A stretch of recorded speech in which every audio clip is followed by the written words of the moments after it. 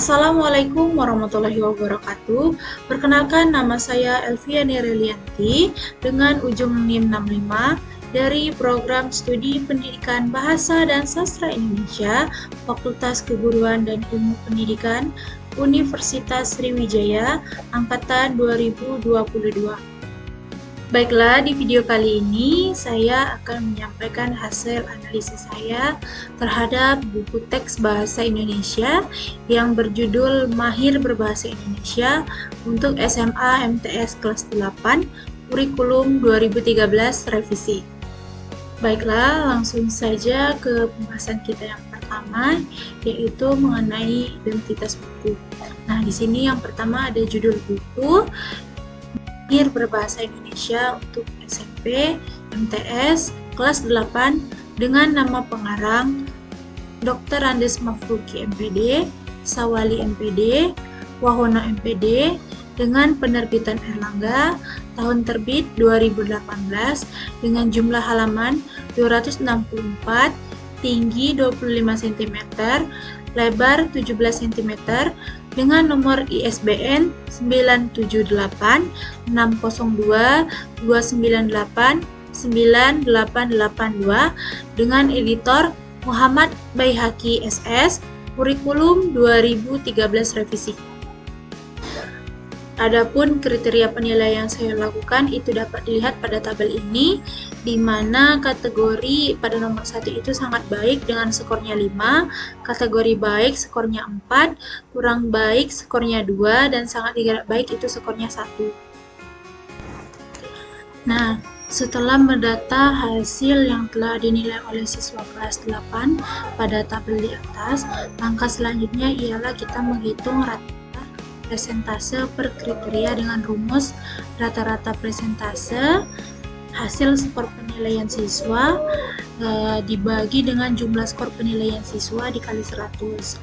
Selanjutnya, setelah menghitung secara keseluruhan jumlah skor dan menghasilkan nilai presentase, dapat kita lihat hasil nilai kelayakan buku teks bahasa Indonesia tersebut dari setiap aspek pada tabel tersebut dengan menghitung dan menggabungkan hasil penilaian per indikatornya.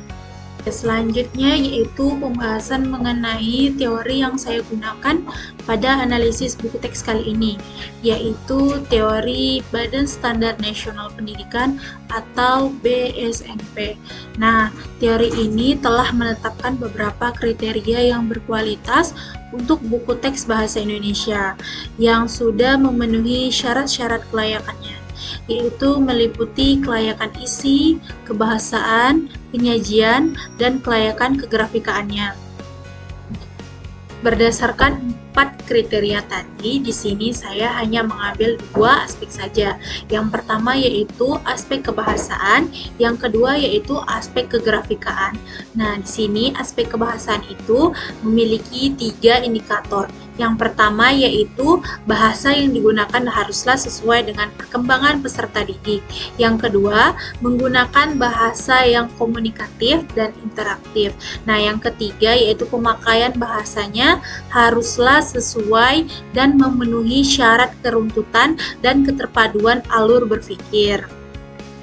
Pada aspek kegrafikaannya juga memiliki 6 indikator, yang diantaranya yaitu pertama, ukuran buku, yang kedua yaitu desain kulit buku, yang ketiga desain isi, yang keempat kualitas kertas, yang kelima kualitas cetakannya, dan yang keenam adalah kualitas jilitannya. Langsung saja kita masuk ke hasil pembahasan. Yang pertama yaitu hasil analisis kebahasaan. Pada indikator pertama yaitu bahasa yang digunakan harus sesuai dengan tingkat perkembangan peserta didik. Berdasarkan pernyataan yang telah diajukan kepada responden, telah mendapatkan rata-rata presentase 93,33%, yang artinya sudah mendekati ke dalam kategori sangat baik, di mana dapat kita lihat pada diagram di atas bahwasannya ada 2 orang siswa yang menjawab kategori sangat baik dan 1 orang siswa yang menjawab kategori baik. Nah, hal ini dapat dibuktikan pada gambar di atas, bahwasannya pada bab 1 dan 2 bahasa yang digunakan sudah dijelaskan secara baik rinci, dan sesuai dengan perkembangan intelektual dan emosional siswa. Selanjutnya, aspek pada indikator kedua ialah bahasa yang digunakan harus komunikatif dan interaktif. Nah, berdasarkan pertanyaan yang telah diajukan kepada responden, dari hasil angket mendapatkan rata-rata presentasinya 100%, di mana ditunjukkan pada diagram tersebut, ketiga siswa itu memilih indikator sangat baik, yang artinya masuk ke dalam kategori sangat baik. Hal ini dapat dilihat pada gambar teks eksposisi di atas sebagai bukti bahwasannya bahasa yang digunakan sudah dijelaskan secara baik, sesuai dengan ejaan dan mudah dipahami. Dan contoh teks eksposisi yang berjudul "Mengajarkan Kejujuran pada Anak" tersebut sudah menggunakan bahasa yang disesuaikan dengan konteks dan tujuan komunikasi yang terdapat pada teks eksposisi tersebut. Aspek kebahasaan pada indikator ketiga, pemakaian bahasa yang telah memenuhi syarat ketentuan keruntutan dan keterpaduan pada alur berpikir. Berdasarkan pertanyaan yang telah diajukan kepada responden, mendapatkan hasil rata-rata presentase 100%, yang artinya masuk ke dalam kategori sangat baik. Hal ini dapat dilihat pada gambar menyajikan teks berita di atas sebagai bukti bahwasannya subtema yang digunakan sudah dijelaskan secara baik sesuai dengan penjabaran dan gagasan utama yang telah ditetapkan sebagai subtema. Seperti pada halaman 18-21 yang sudah menjelaskan bagian langkah-langkah menulis berita dengan baik dan benar, hingga ketika ingin menyampaikan berita tersebut kepada pembaca ataupun pendengar, mereka dapat memahami informasi yang disampaikan dengan baik. Hasil keseluruhan pada aspek kelayakan kebahasaan dapat kita lihat pada tabel di atas. Berdasarkan hasil penilaian responden pada setiap indikator kebahasaan menghasilkan rata-rata presentase 97,77%.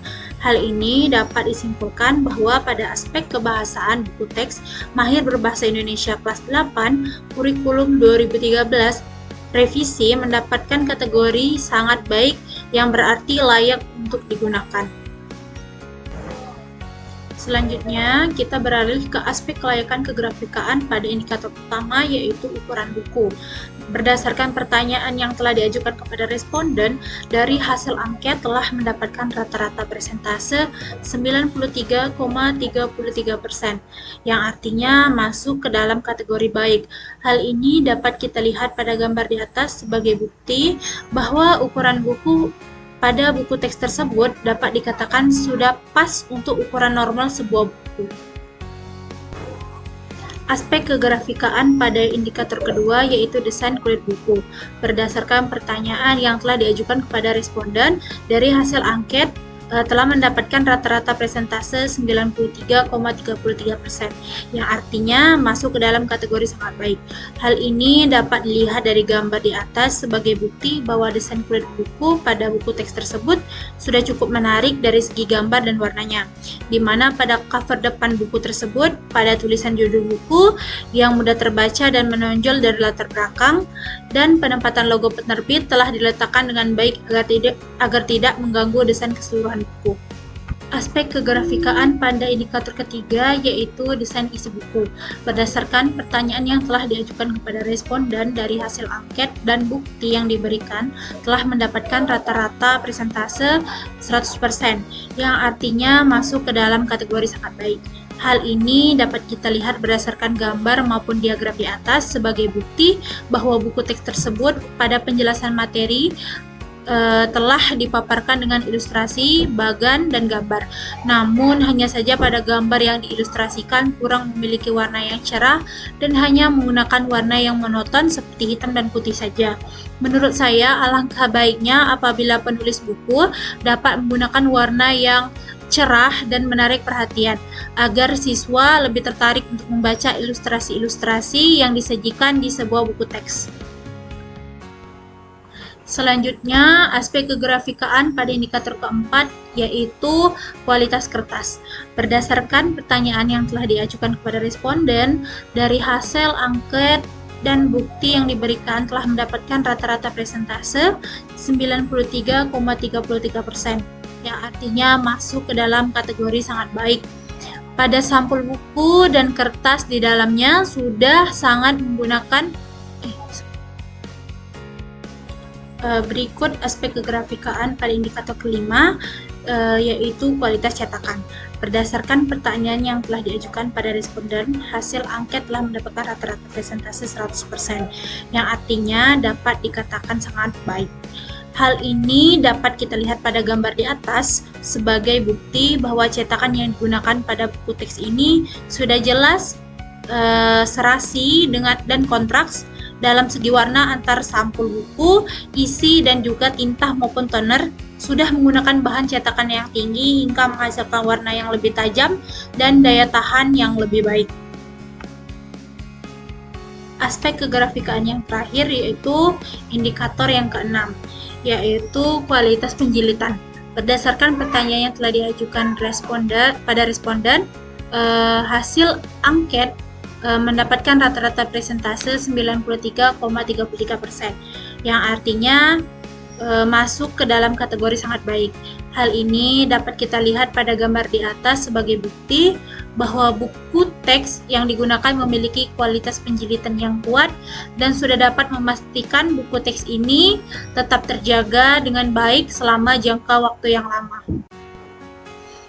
Jadi hasil keseluruhan aspek kelayakan kegrafikaan ini dapat kita lihat mendapatkan respon pada setiap indikatornya menghasilkan rata-rata presentase 9,5%. Hal ini dapat disimpulkan bahwa aspek kegrafikaan buku teks mahir berbahasa Indonesia kelas 8 kurikulum 2013 revisi mendapatkan kategori yang sangat baik dan layak untuk digunakan. Nah, itulah hasil analisis dari buku teks mahir berbahasa Indonesia untuk SMP MTS kelas 8 kurikulum 2013 revisi dengan menggunakan teori BSNP. Jadi, dari hasil yang saya lakukan dapat disimpulkan bahwa berdasarkan hasil penilaian responden pada setiap indikator di aspek kebahasaan menghasilkan rata-rata presentase 97,77% dan di aspek kegrafikaannya menghasilkan rata-rata presentase 95,55%, yang berarti kelayakan buku teks ini dapat mendapatkan kategori sangat baik dan layak untuk digunakan.